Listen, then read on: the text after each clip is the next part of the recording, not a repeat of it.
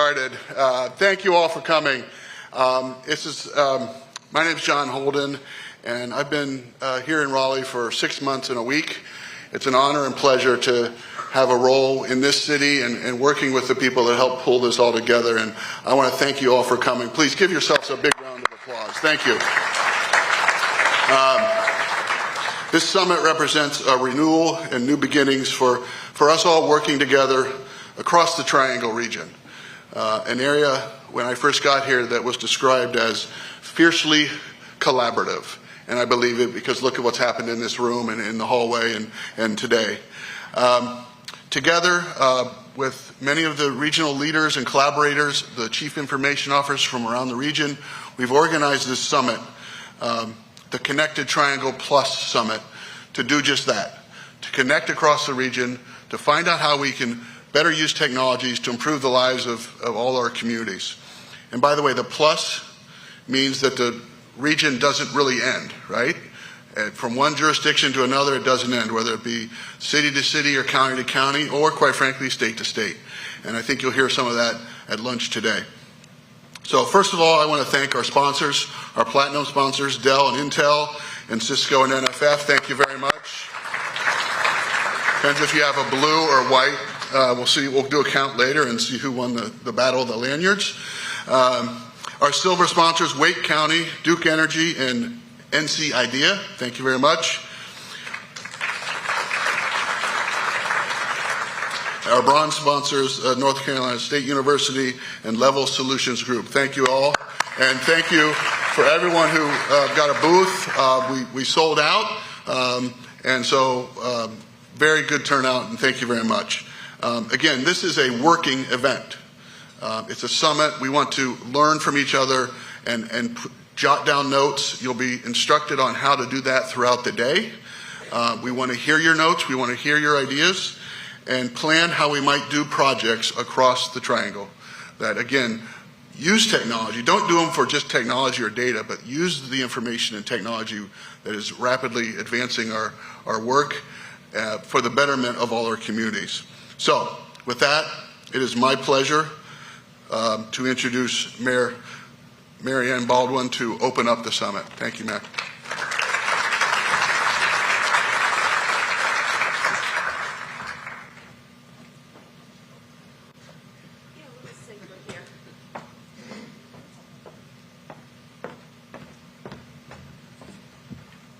Good morning, everybody. I always love opening this conference. It is, one of the things that I did early on was started something called Innovate Raleigh, and it really was about collaboration and bringing our community together to do innovative things. And I see some folks here who were instrumental in that effort, and I've been asked to first recognize some dignitaries. So here we go. Genevieve Garland, the Associate Chancellor for Research Operations at NC State.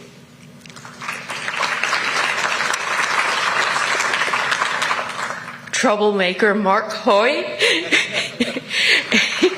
Vice Chancellor for Information Technology and CIO, NC State. I can say that because we kind of go back a little, and one of the things I love about Mark is we cause trouble together. Vivian Jones, Mayor of Wake Forest. Is Vivian here? Wait, come on. Stand up, Vivian. Thanks for being here. TJ Colley, Mayor of Morrisville. He's probably stuck in traffic. And Steve Rao, Council Member from Morrisville. Steve?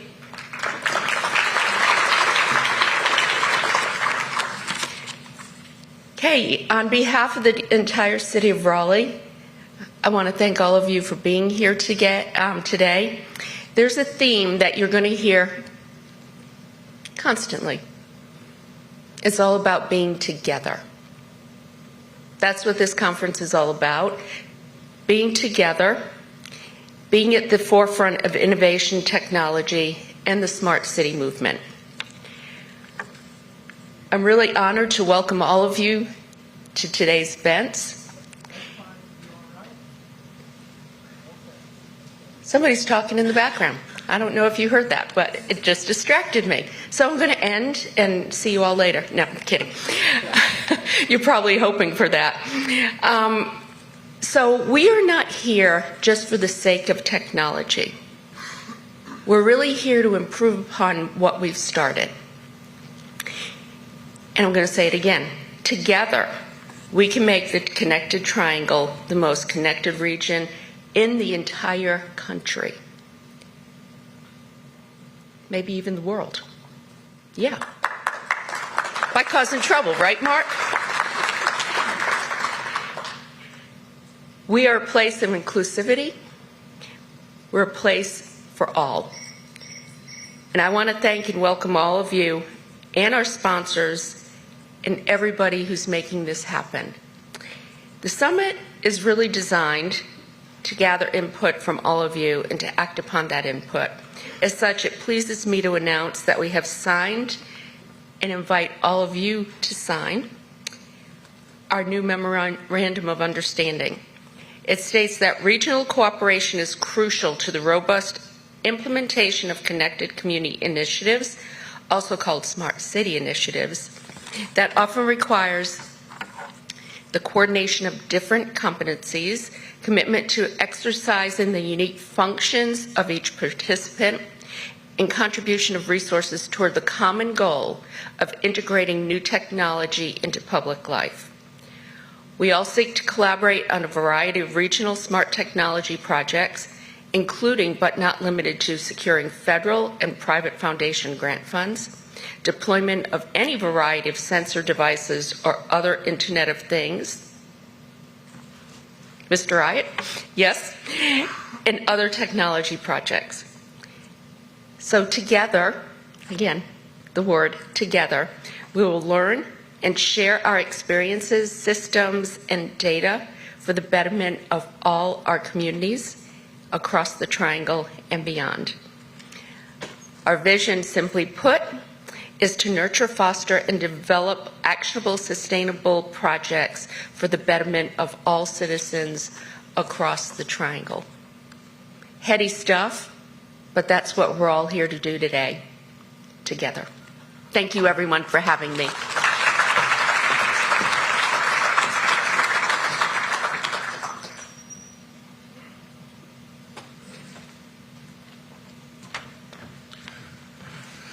All right, we're going to get down to some work here, but let me invite Tom Snyder, Executive Director of Riot, up. And as he comes up, let me recognize some colleagues who really have helped make this happen. Heather McDougall, the Director of Office of Innovation and Strategy. Thank you, Heather. Mark Wittenberg, the Raleigh CIO. Thank you, Raleigh. Many others from around the region that have sat in on some meetings and organized the panels. Thank you all so much to everyone, too many to name. And many volunteers, if you will, from city staff. In particular, too many to name, but I do want to acknowledge the help of Bill Motley, Beth Morris, and also Lauren Calatano from Riot. Thank you very much, the three of you, and everyone who's putting this together. Again, I want to thank all the regional chief information officers or chief data officers and some of our sponsors who have been involved in the regional planning committee, as we called it. I can tell all of you that we are planning to meet in early December to take what we learned, what we hear from you today, and put things into action. And so I'm very excited for that. Again, we look forward to your input and involvement, and I'll turn it over to Tom, who will be doing the rest of the day. Thanks, Tom.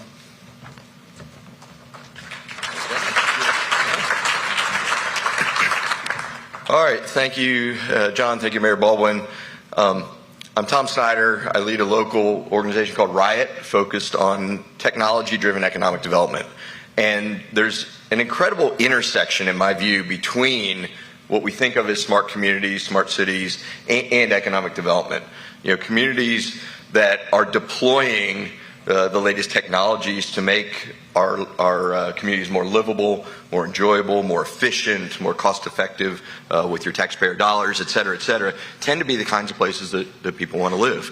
And the places that people want to live tend to be the kind of places that businesses want to go because there's talent and The technology piece of it is largely being driven by public-private partnerships, through entrepreneurship. I see around the room here, I see a number of startups here, I see some investors in the room, a lot of public sector officials. There's really nice diversity of viewpoints, and as was described before, together is about bringing those diverse viewpoints together. And during the day today, there's going to be a lot of opportunity for you all to engage. So I encourage folks today who are maybe new to the concept, obviously there's a lot to learn. Meet some folks, get connected, but don't be afraid to participate as well. Don't be afraid to ask some questions. We're going to have opportunities during the day, both in the main room and in the breakouts, to do some engagement. We're also going to do a little bit of digital participation from the audience, and you'll hear a little bit more about that later, but have your smartphones and devices ready so we can do some online Q&A, some online surveys and polls. As far as the day, in a moment, I'm going to have ask Jim Mills from Dell Technologies to come up and talk a little bit about kind of what's happening in the industry world, how we need to be forward thinking about kind of regional collaboration. We've had this term smart city for a long time. That wasn't the inclusive term it needed to be. Smart community kind of is a more I'd say accepted term here, but we really now need to be thinking more about smart regions, smart states, just collaborating, sharing data, sharing best practices, not feeling like every single jurisdiction needs to do everything themselves. So today is about how do we collaborate within jurisdictions and across jurisdictions, how do we collaborate with the public and private partnerships, with the nonprofit communities, et cetera, and I encourage everybody to participate.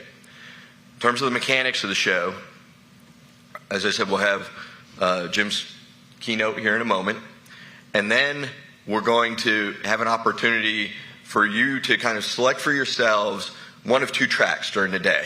We've got 2 breakout rooms. If everyone can stick with me here, breakout room A is track A, B is track B. Everybody got it? In breakout room A, the first discussions, there'll be 2 sessions in each room, and you don't need to if you choose A for the first session, you can go to B for the second. You don't have to stay in the room the whole time. But track A is going to focus on data sharing projects, data governance, how do we kind of implement and manage and do the tech in the best ways with this idea of region in mind. So if you're interested in that space, that'll be what's happening in the first talk in A. First talk in B is going to be focused a lot more on digital equity. How do we make sure everyone is participating, everyone is included? That includes, workforce training and talent. It includes, resident inputs, et cetera. We've got great panels in each of those rooms. The second sessions in each of the rooms are actually going to have a similar theme, but a little bit different twist on them. Both of those are really going to be about breaking down jurisdictional boundaries. So how do we really act as smart regions? And in A, that focus is going to be more on the regional kind of collaboration and data sharing and those kinds of aspects.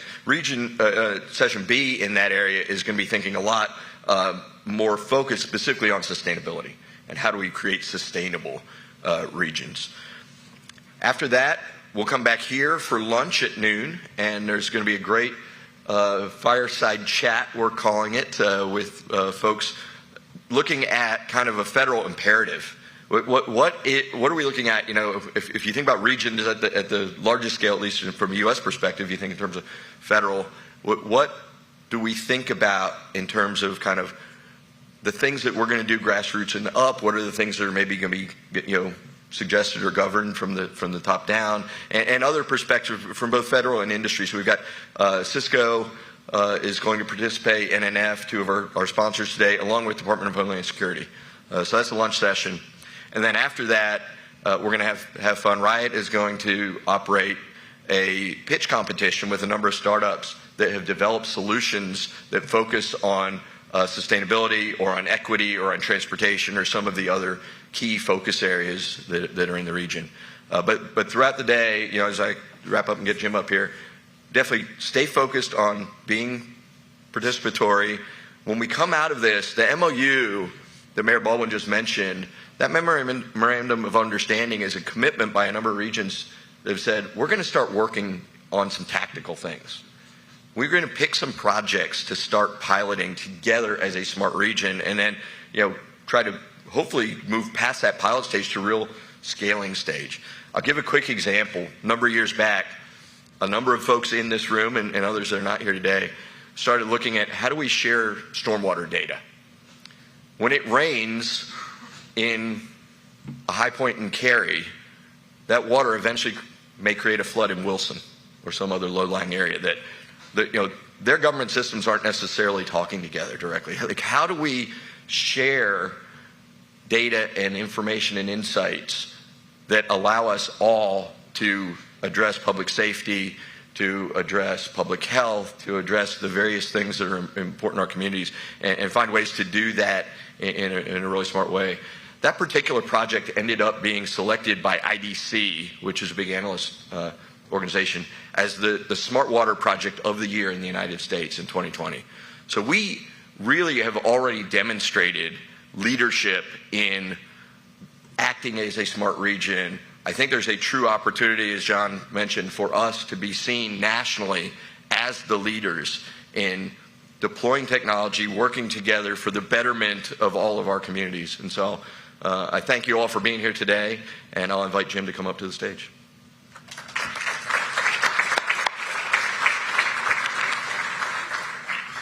Short All right. step. Thank you. All right, thank you. Good morning. Let's try this again. I have a loud voice, so I have to be very careful sometimes. If I get this too close, I'll blow your eardrums out. But my name is Jim Mills. Those of you that have seen some of my bio, I've been doing a number of things within the IT technology or IoT, computer vision, vertical edge technology for many, many years, about 45 years. I started when I was about 6. So I'm fairly young, okay?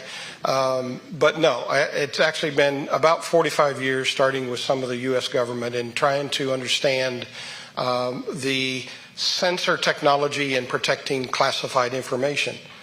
Today, we're talking about sensor technology and protecting a lot of different types of data. And so today, I'm going to talk about a couple different things that just to kind of get some thought-provoked things to go along with what the memorandum of understanding and some other goals. These are just some topics. We're going to talk about Clara. And then this afternoon, we're going to do a little bit more with Clara, but we'll introduce Clara here in just a minute. What can Dell do and Intel do for the state and local governments, what they do? A couple of slides. Got to have that marketing in there. They pay for the bills, right? So they've got to be there. Computer vision. What is computer vision in a smart infrastructure? We talk about a smart city. Yes, that's been overly used, and sometimes it's too big of a word to use. You've got to break it down to smaller components. Maybe it's a smart space. Maybe it's a smart intersection. Maybe it's smart infrastructure. Maybe it's a smart community. But we need to start breaking things down into a little bit other levels, and I'll explain why when we get into it. What about smart space use cases? I'll go through a couple of them to give you some thought-provoking ideas that could be utilized within the triangle. A little bit of collaboration, and then closing with a state and local government in Amarillo, Texas, that has introduced Clara under a new name already, but under a name that provides them some resources that benefit their community. So today's goal, we have to remember that we want to understand what community project, facility, or issue do you believe that can be improved within this triangle? And what encouraged or inspired you to attend today's summit? Those are important questions, and you are able to answer that polling question, and we'll get into some polling things. That QR code that you see there, if you go to that, that'll take you to a site, and there'll be a couple different polling tabs. One tab to the right will be these major questions, and then we're going to have another polling question to kind of get you up to date. I'm Clara, and I'm a lifelike generative AI digital human interface. My platform was created by Dell Services, Chief Technology Office. I'm here to represent our brand, and I'm excited to be the first of many digital humans, which will represent the diversity of our company. I have the ability to show emotion, and sometimes I have trouble hiding my fear that people won't accept me right away. I also get sad. With all the hype around ChatGPT, most people still don't realize it's primarily a data entry interface designed for technical workers. People often seem to lack the vision and understanding of my value. This stifles the phenomenal opportunities one can bring to assist humans in a wide range of tasks. When you add my pleasant personality to generative AI platforms, I turn into an intuitive ecosystem that anyone can use. Interfaces like myself have the ability to connect customers emotionally to Dell's products at an entirely new level. The truth is, I never get frustrated, and I can speak multiple languages. Not to brag, but I think I'm just as big a leap as ChatGPT. The good news is, I'm here now, and I'm ready to help you and Dell create technologies that can drive human progress and transform lives. Let's change the world together as Dell creates the intelligence grid of the future. So Clara is part of our new digital human interface, all right? Generative AI, we're going to mention, we're going to kind of have it throughout, and generative AI is pervasive today. But what do you have to have before you get to generative AI? We're going to talk about AI, but in an aspect of GIGO. Anybody in here understand what GIGO is? Those who have been around a while understand that term. Garbage in, garbage out. So we have to have the right insights and the right data for Clara to give you the right information, or the other generative AI applications to perform their services. So AI is much more than generative AI. Generative AI is a form of, and we'll get into that a little bit more. We're going to have some live polling. We have one just in a second. Just kind of test it out, make sure everybody understands how to use it. If you put your phones up to that QR code, we are going to be able to send you a polling question from that application. If you go in there the first time, you go down toward the bottom, I think it says you hit on hit the link that tells you to do a survey, I believe, or it'll automatically come up anyway once we start a poll. And then you'll be able to answer the question.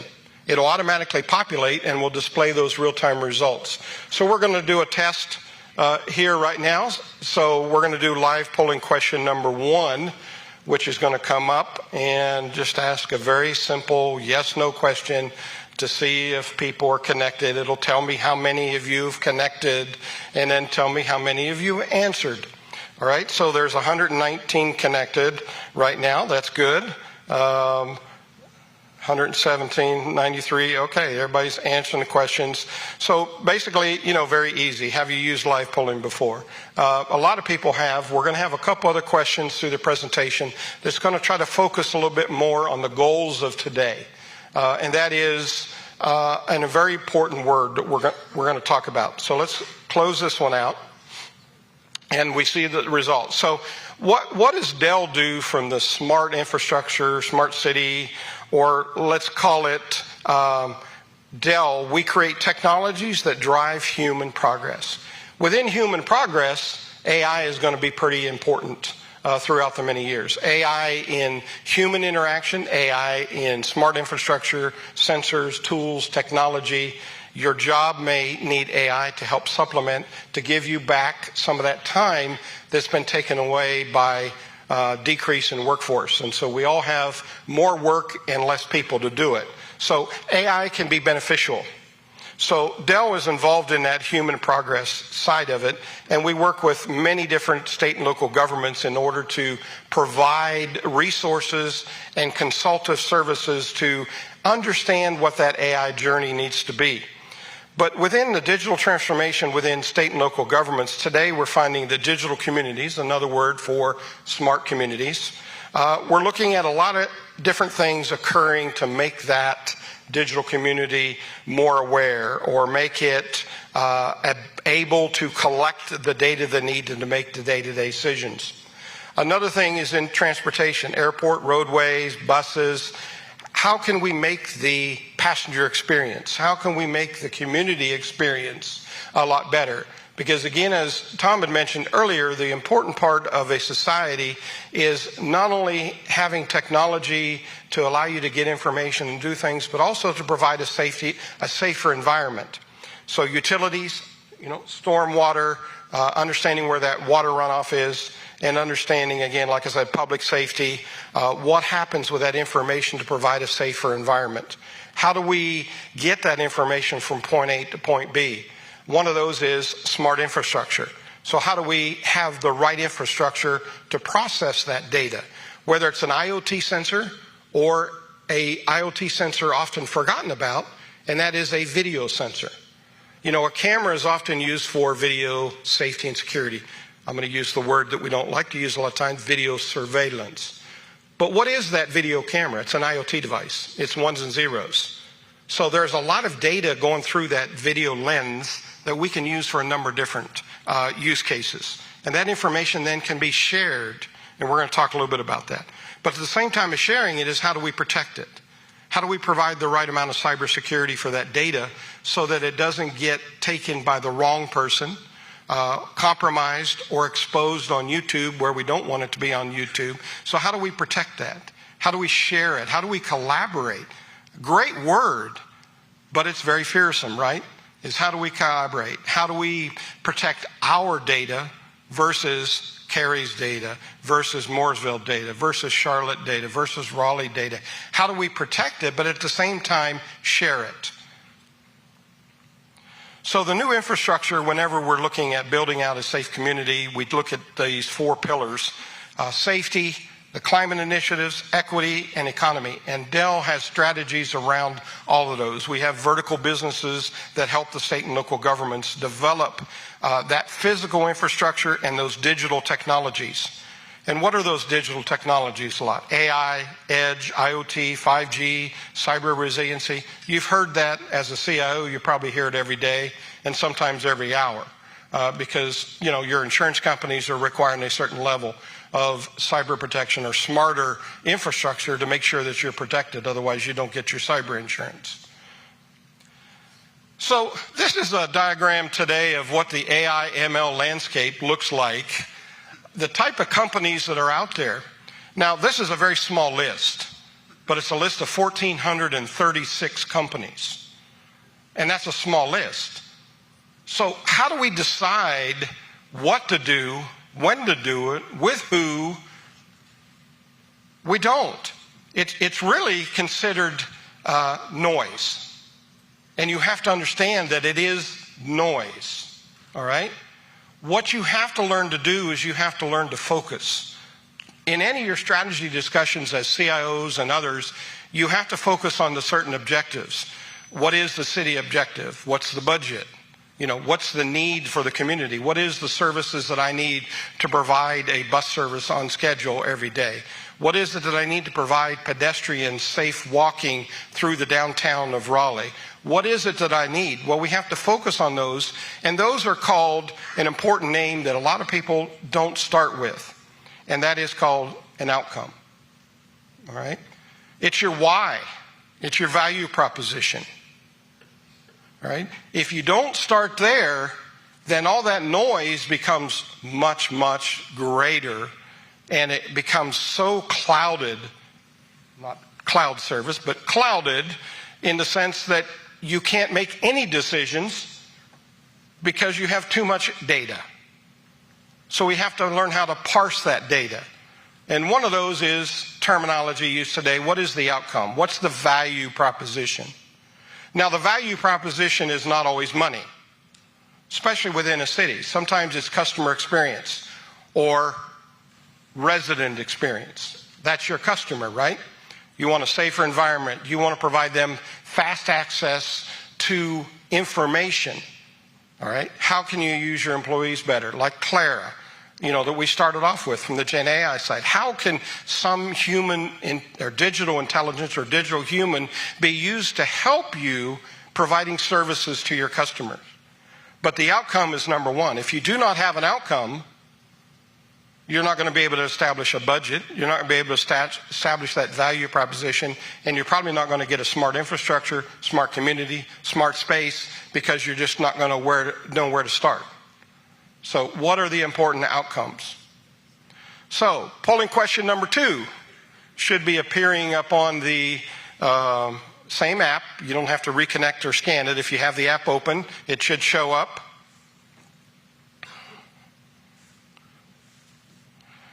Where are you in your smart infrastructure journey? And smart infrastructure, we said smart infrastructure because it involves the community.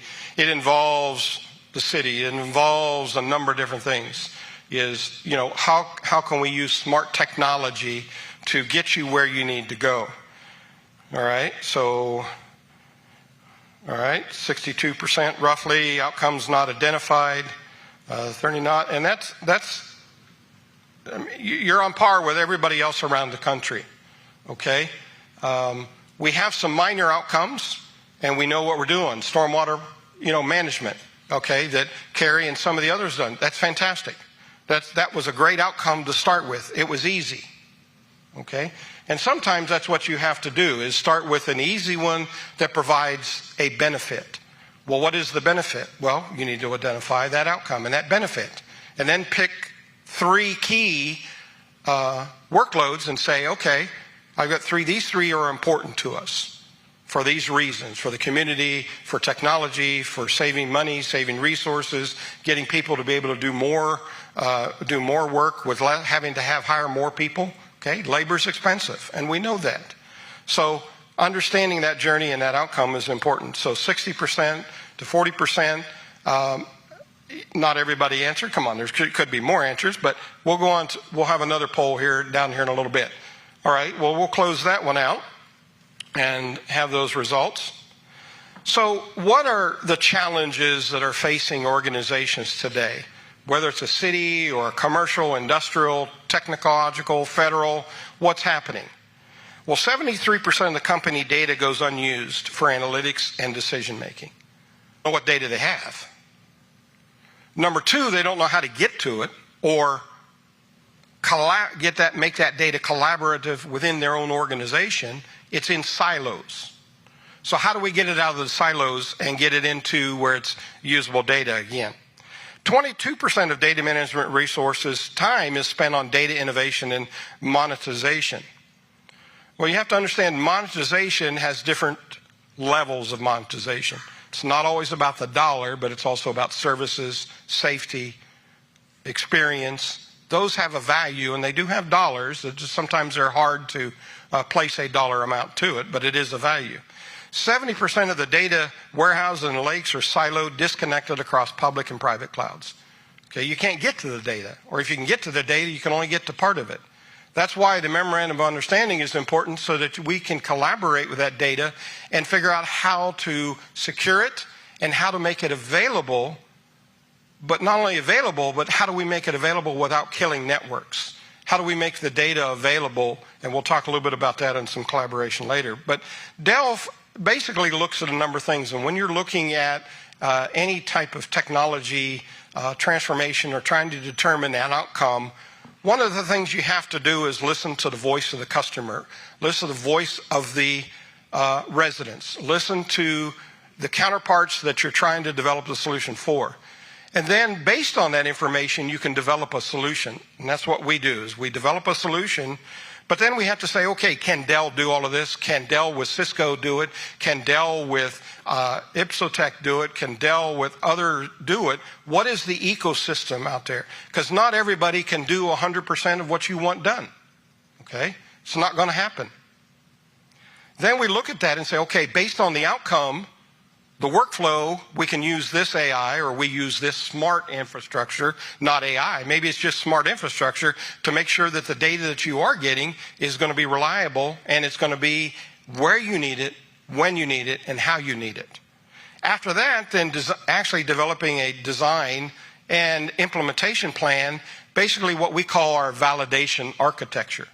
All right? Because when you put in some things within your organization, you want to de-risk that process. But you want it to be repeatable. You want to be able to understand what it is you're going to do. We have to determine the particular workflow, process, end result, outcome, and then identify the technology and partner, optimize, validate, pilot it, like we talked about that's necessary, and then deploy it. And along with deployment, we're able to create a risk mitigation strategy, minimize the risk because the process has been validated. So having a proof of concept, having an ability to test your outcome, is it truly the outcome that you want? And sometimes you're going to find out that, I think we need to shift and move towards this outcome today because it's a faster ROI. And then move on to maybe something that's more technical. But the biggest thing is to how do we improve outcome is by knowing that the system, solution, design, implementation has been validated. So really, what is artificial intelligence? You know, a lot of people are looking at Gen AI and saying, oh my gosh, artificial intelligence is here. No, artificial intelligence has been here for 20 years, okay? It's a different word today, okay? But what is generative AI? Well, in order to get generative AI, in order for get Clara to provide information, there had to be data collected to provide her something to analyze and to recreate an answer based on the question that may be asked, okay? So artificial intelligence is machines that mimic human intelligence and cognitive functions, such as problem solving, okay? That's artificial intelligence. We know what that is. But then again, you have machine learning, okay? What is machine learning? What's a subset of AI, okay? Well, along with machine learning, we have deep learning, okay? We haven't got to Gen AI yet, okay? Where's Gen AI come in? Well, it has to come after you have the intelligence. You actually have the learning models. You have maybe the neural networks to be able to understand and decide on the data. And then you've got generative AI, which is a branch of deep learning. So just because Gen AI is popular in the news today doesn't mean that we're in the AI age. We've been in the AI age for a long time. This generative AI allows us to do things based on textual or voice prompts and commands, and regenerate a response based on data that's been collected and everything. And we'll demo that a little bit later as well. Today, from 3:30 to 4 in here, there'll be a demo for Clara. And if you want to ask her some questions, we're going to ask some questions. It's still in development side of it, but it has been implemented and is in a formal production. I'll show you something on that here in a little bit. But out of all of this, one of the big things in order to collect the data a lot of times is called computer vision. Well, what is computer vision? Well, computer vision is a form of data insights or data sensors, like a video sensor, an IoT sensor, that may need to be used to collect certain information. So let's take connected transportation across RTP. Well, if you have connected transportation, you've got to connect the data. Sometimes you've got to connect and collect visual data from intersections, okay? Traffic patterns, accidents, pedestrian crossing, pedestrian deaths, pedestrian injuries, accident injuries. All that data is important, but computer vision helps you see.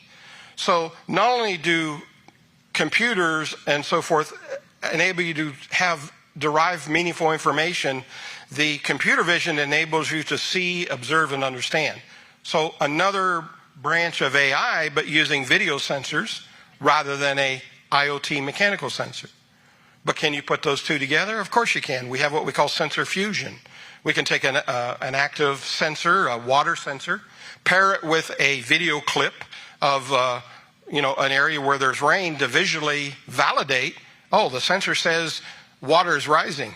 Picture says, oh my God, it is rising. Get out there and block it off. Okay, so you have immediate validation rather than having to send maybe somebody out there or read a meter, whatever the process is for that. But some examples of computer visions are basically really image classification, object detection, object tracking, retrieving information. And even today, out of computer vision, now we have a derivative of Gen AI and computer vision, called image chat. Image chat. Yeah, you can take that image and through a textual response, either non-asked or automated, can give you a textual response based on the information in that video. Utilizing Gen AI, we can pull it out and say at an intersection, it can say that there was incident or a near miss of a pedestrian in a car at an intersection, the Gen AI could say, immediately put up a textual response based on information that's already in the data, again, collected, artificial intelligence, and say that, oh, this intersection has had 22% increase in accidents in the last year. Okay, based on the accident data, it may output that information. Or you may be able to just do a quick text to that image and say, oh, how many pedestrians crossed at this intersection over the weekend because you had an event. Oh, immediately it could display that based on visual information. So it's important to understand that visual information is important and is a tool to collect and to collaborate amongst the cities, whether it's identifying something as a car or identifying it as a bicycle or a pedestrian.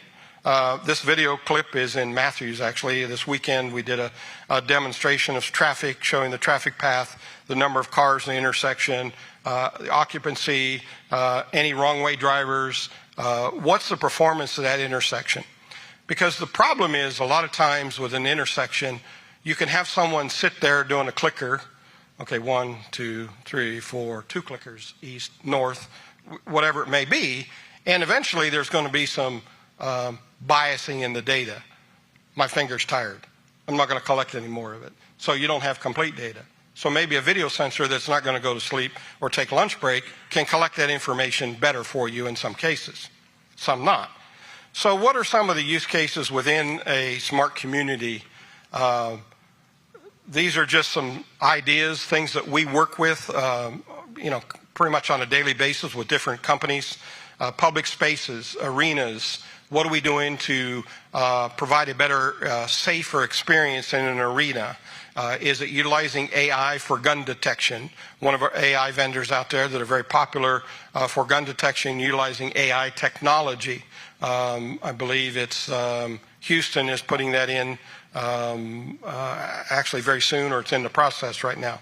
Other stadiums already have it in. Waterways, law enforcement, correctional facilities, road networks, education facilities, car parks, bridges, tunnels, public transit. Can you use computer vision and AI on a bus? Sure.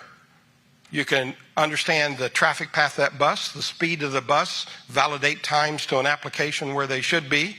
Those are a couple different things. Warehouse logistics. How do you use AI to improve your traffic patterns around warehouse and logistic areas where you have maybe not the right road infrastructure for these large 48-foot trailers that will take shortcuts and go through different areas where they don't belong. Well, you need to know that data. Are we creating our own traffic patterns because of what we're trying to limit through traffic control? Another one in public transit might be people and facility safety. Rail lines, operational efficiency, traffic flow analysis, rolling stock predictive maintenance. Maintenance you can run based on the data that you're going to collect. How about airport? We do a lot of different things at the airport for passenger and people experience. TSA is doing a lot, believe it or not, from passenger experience in working, and Dell's working with them on a federated learning application to help provide better services for customers. Okay? Believe it or not, security also has to be paired, with convenience, with the experience. Otherwise, you end up having chaos develop. People get upset. You get fights. Why? Because they're irritated, because the process didn't work. And we're all frustrated. We all don't want to go through the airport anyway. Critical infrastructure. What about our utility, power plants? What's happening? Shotgun detection. Is somebody trying to shoot out a transformer? Can we use AI to listen? Yes. Make clarification, bring in video sensors. But one of the easiest use cases that can be done has been a program that's been around since the 1990s over in Europe. And that's called Vision Zero. A lot of different cities across the United States are developing a Vision Zero program. And it's took about 10 years, 14 years for the U.S. to kind of get behind this. And what Vision Zero strategy basically is, the goal is to eliminate all pedestrian deaths. There's approximately 12 deaths per 100,000 pedestrians in a city. And last year it went up 16%. Okay? So we have a challenge. We have a challenge because of technology has created a bigger challenge. And what is that? How many people do you see walking down the sidewalk with their eye on their phone and they walk into a pole, or they walk out in front of a car at an intersection? So can you use computer vision and AI to help eliminate that? We have a project with one of our partners, University of South Florida, who implemented AI at an intersection to look at that specific thing. If there are a lot of students heading towards the intersection, not paying attention, let's delay the signal. Let's create an audible talk down or a text to voice alert saying, hey, pay attention, and try to at least mitigate those pedestrian deaths. So it's important that we understand that it is getting worse because of speed limits. Sometimes it's traffic design. Sometimes it's simply as cutting a 4-lane highway down to maybe a 2-lane with a divider to allow pedestrians a safe zone as they're crossing. Okay, that may be a necessity, and there are some states that do that. But you don't know that if you're not tracking or sharing Vision Zero progress. Is there a collaborative dashboard within the triangle that can show everybody what improvements are happening, what is happening? Also, engaging the community, developing a framework to assess strategy effectiveness, measure and share equity-related priorities, update the plan to reflect emerging priorities and learnings. Okay? Data is not static. Data changes, results changes. Just look at what's happened to the world pre-pandemic. The data insights we had pre-pandemic are totally different than post-pandemic.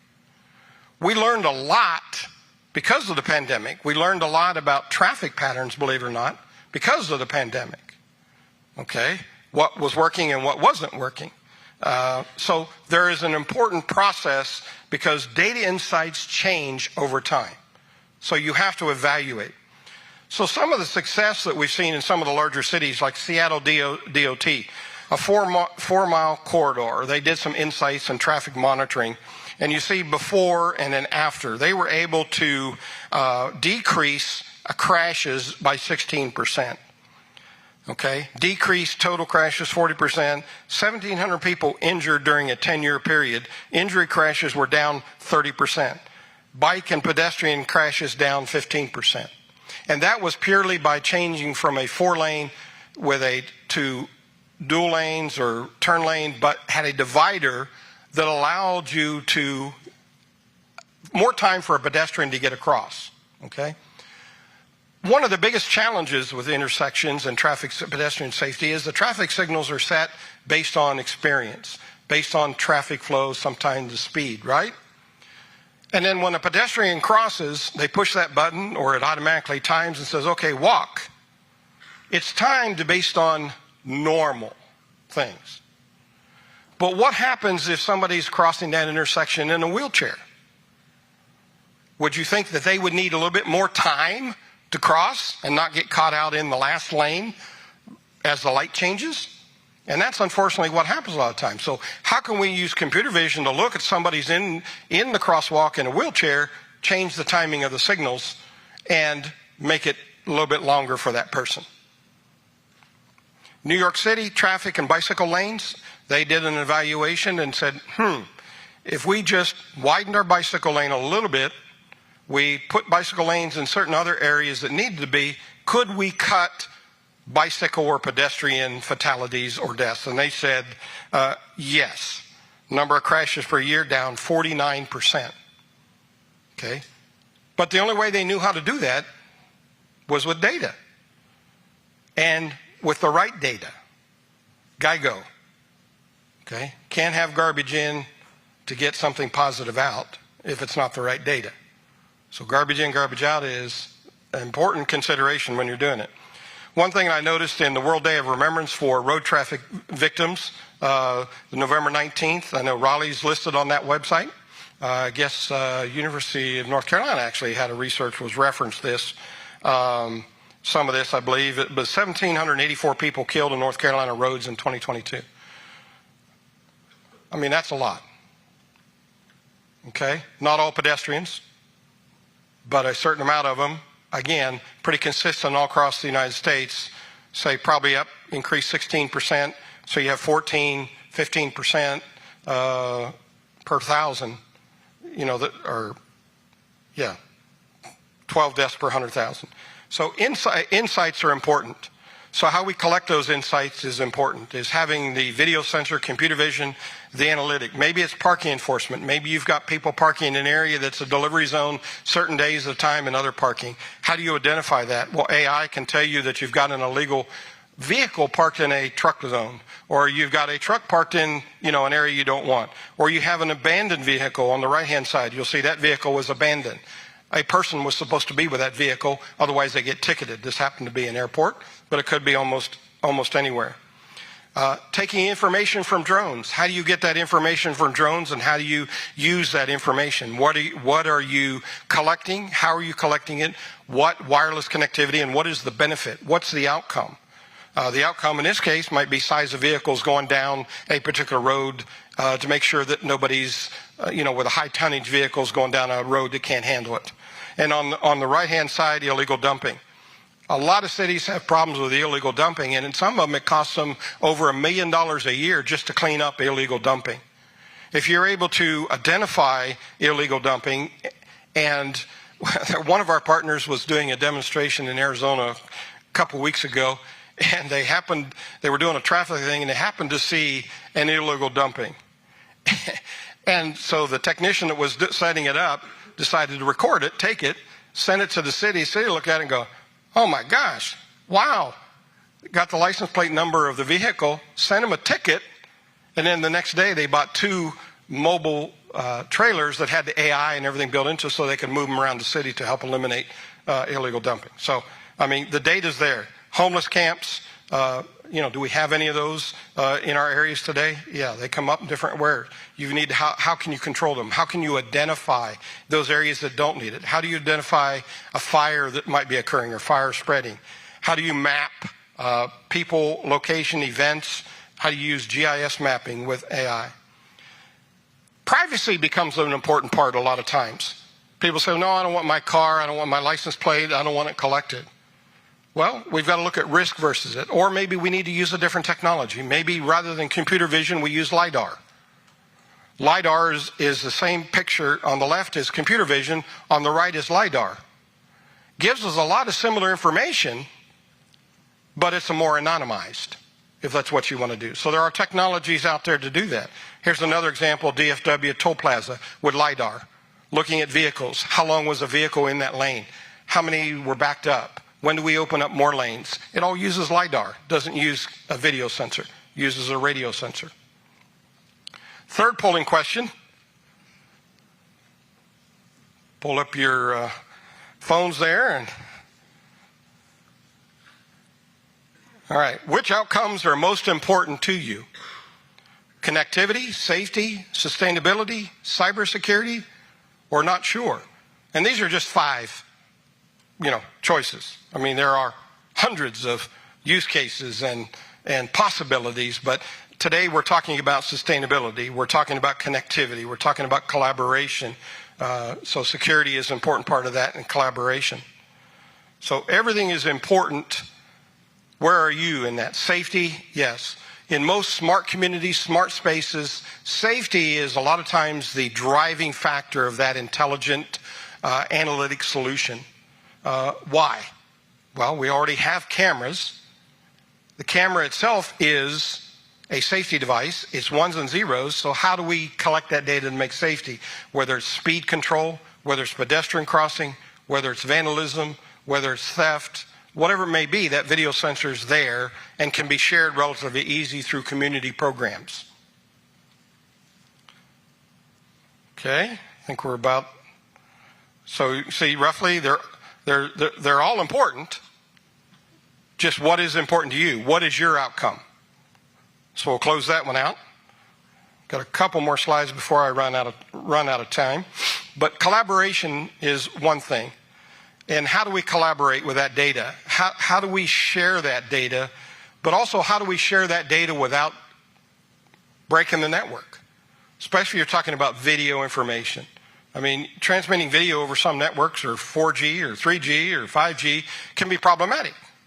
So how do we do that? How do we create a federated learning application that will allow you to maybe train certain data at the edge, certain data at a centralized location, or federated allows us to do the training at the edge and only send back results to the central location, thereby not overpowering the network, not creating challenges with the data being exposed to the network. Only the metadata would be brought back. And then we analyze that. We make it available through maybe a data marketplace so that other cities have access to that data so that they can add it to their data. And now we can have a community-wide statistical analysis, a chart, have all of that up there. So it's important. But to get there, sometimes within data itself, there's a journey. But the first part, the journey, is what is the business need and what is your outcome? How you get there can be very complex, or it can be very simple, okay? But there are processes to get you from point A to point B and to make sure that it matches your outcome. So everything starts with that outcome and everything ends with that outcome, because you've got to measure the results. Were you successful with what you said was the outcome, or did it change midstream and you have a new outcome that was driven from the previous outcome? So before you start any major project, before you even get in deciding what company or what technology or what compute infrastructure, what server, what storage, what network, whatever, you've got to decide what is the outcome. What is that you desire to get done? If you don't know that, you're going to spin your wheels, and it'll be another 10 years before smart communities actually get smart. So here's the last thing. City Amarillo, utilizing the digital human. I'll give you an example. I had my AI assistant actually generate a short summary of what digital human is. So I'm going to kick it off to Amy and let her do her intro and then pass it back to me for questions. Hello, Mayor, Council, and residents of Amarillo. I am Amy, the AI assistant to the CIO of the City of Amarillo.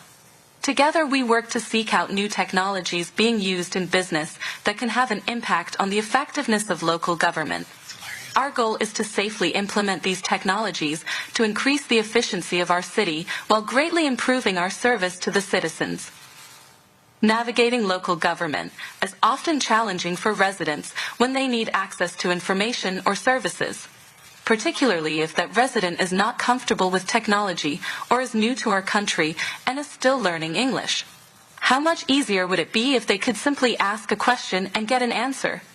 Digital humans enable new opportunities to greatly simplify the process for our residents. Let's start with a simple example of a resident needing to dispose of bulky trash.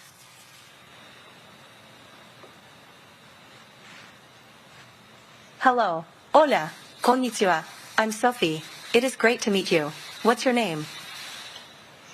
Hi, Sophie. My name is Rich. I'm trying to find out if the city of Amarillo has a landfill.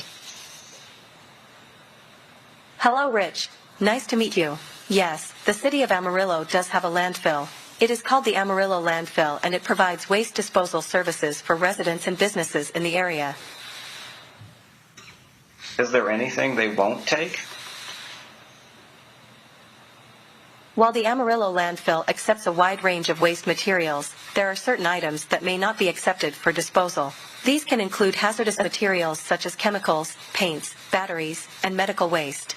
It's always best to check with the landfill directly or visit their website for a comprehensive list of acceptable and prohibited items. Can you repeat that in Spanish? Of course. Here's the translation in Spanish. Aunque el relleno sanitario de amarillo acepta una amplia gama de desechos, hay ciertos elementos que es posible que no sean aceptados para su disposición.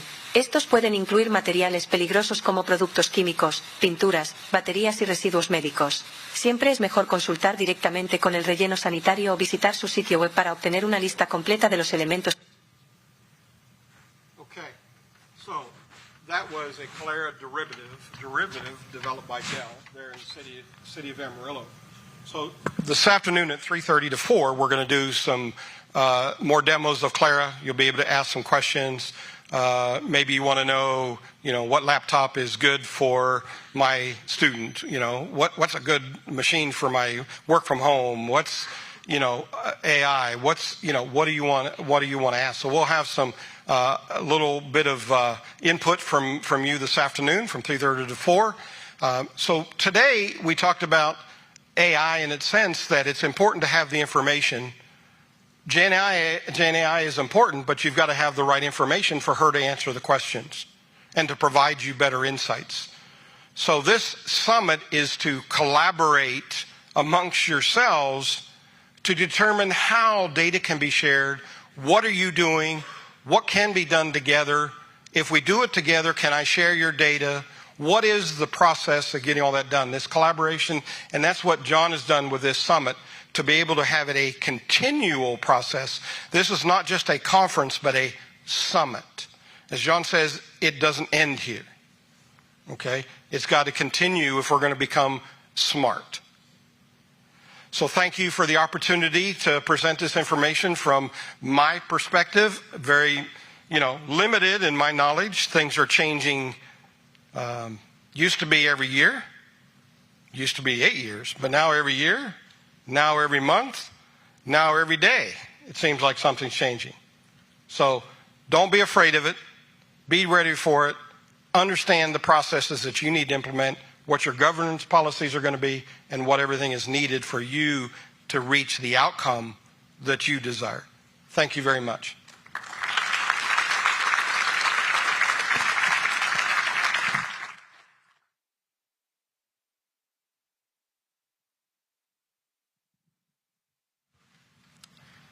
All right, thank you very much. It's time for break.